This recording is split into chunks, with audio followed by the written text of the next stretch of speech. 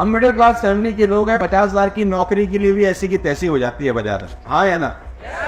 देखो, आगे बढ़ने के लिए मैं जो बताने जा रहा हूँ उससे पहले एक और चीज समझनी जरूरी है।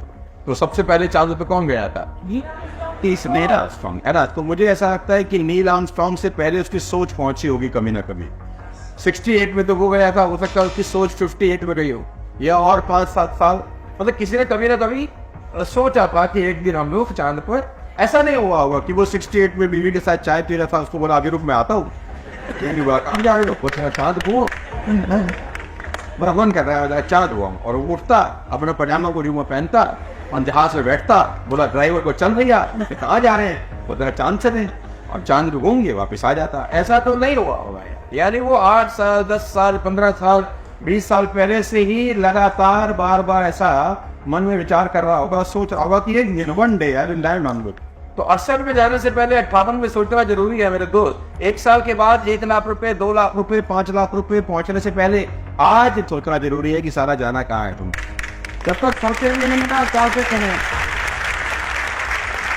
बढ़िया नहीं, जब तक सोचेंगे नहीं पहुंचेंगे नहीं। Note it down. तो पहुंचने के लिए करने से ज्यादा सोचना जरूरी है, क्योंकि ये वो बीज है जिसमें से पौधा निकले, और बीज में से पौधा निकलने के लिए उसको मिट्टी में दफन होना ही पड़ेगा। कम ऑन, मिट्टी में दफन होना पड़ेगा, अंदर बिल्कुल घुटना पड़ेगा, सांस घुटेगी, परेशानी होगी, टेंशन होंगे, ये बाय प्रोडक्ट हैं। और अभी शुरुआत में कहा कि जो व्यक्ति इससे डरेगा, लड़ेगा नहीं, वो हार लड़ना तो पड़ेगा।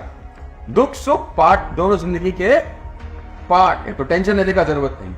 इमोशनल मैनेजमेंट दुनिया का सबसे इंपॉर्टेंट मैनेजमेंट है। क्या बोल रहा हूं मैं, ध्यान से सुनना। इमोशनल मैनेजमेंट दुनिया का सबसे इंपॉर्टेंट मैनेजमेंट है।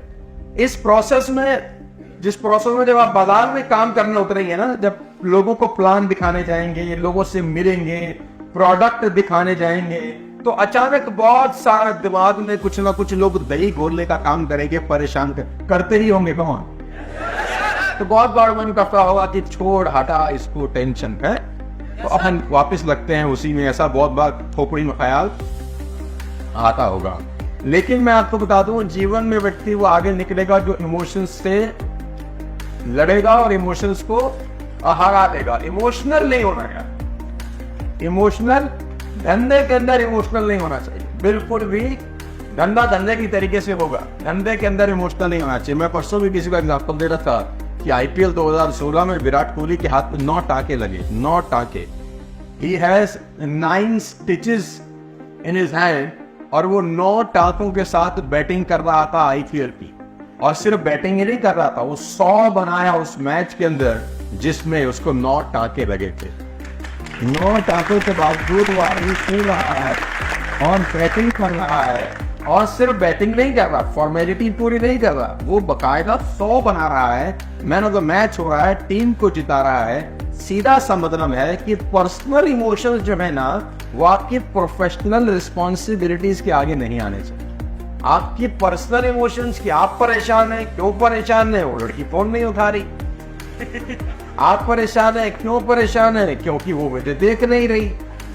आप परेशान है, क्यों परेशान है, क्योंकि वो उससे बात नहीं हो रही, है ना। दुनिया भर के आपके नाटक हैं, जो भी कहानियां हैं, ठीक।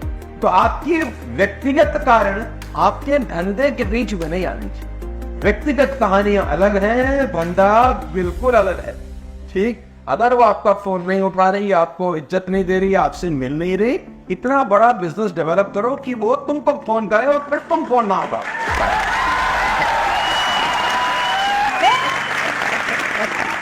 अभी 8:30 घंटे से आवाज आई है सब आसे करके से पटे। ये बोले सर आपको हमारे मन की कैसे पता, ये बताओ। अरे मैं आज 45 का हूं, मैं भी कभी 20 का था।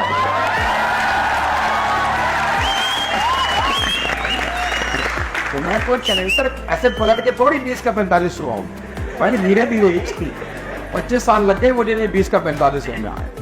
तो तुम्हारे मन की बात हमको पता है, ठीक। इंडिगो एयरलाइंस के अंदर एक पट्टी लगी है कॉकपिट के अंदर। कॉकपिट पर जाने से पहले इंडिगो एयरलाइंस में पट्टी लगी है। क्या कोई भी पायलट को कॉकपिट के अंदर एंटर करने से पहले उस पट्टी का पढ़ना अनिवार्य है। बड़ी इंपॉर्टेंट लाइन है, देखो।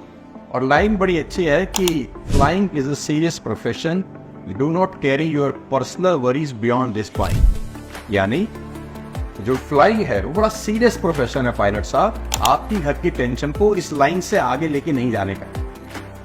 आपको घर में क्या परेशानी है, आपको बच्चे से क्या परेशानी है, बीवी से क्या परेशानी है, उसका कोई लेना देना कॉकपिट में नहीं होना चाहिए। मालूम जरा आप दिल्ली से लड़के आए थे, उसी मूड में आप जा रहे हैं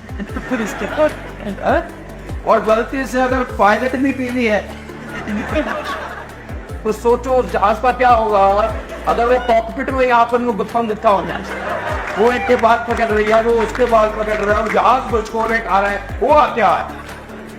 अरे भाई तुम्हारी पर्सनल प्रॉब्लम का प्रोफेशनल जिंदगी पे असर पहले नहीं होना चाहिए। दोनों अलग अलग चीजें हैं, उसके हाथ में नॉट आके वो पर्सनल प्रॉब्लम है, टीम को उसकी जरूरत है, वो प्रोफेशनल रिस्पॉन्सिबिलिटीज है, तो दोनों का आपस में मिक्सचर मत करना। बात समझ में आ रही है तो बोलो हाँ। 2002 के अंदर टेस्ट मैच चल रहा है वेस्ट इंडीज अगेंस्ट इंडिया, और उस मैच के अंदर अनिल कुंबले जो लेग स्पिनर है भारत के, उसका जबड़ा टूटा हुआ, उसका जबड़ा टूटा है, बॉल लगी है, फ्रैक्चर है।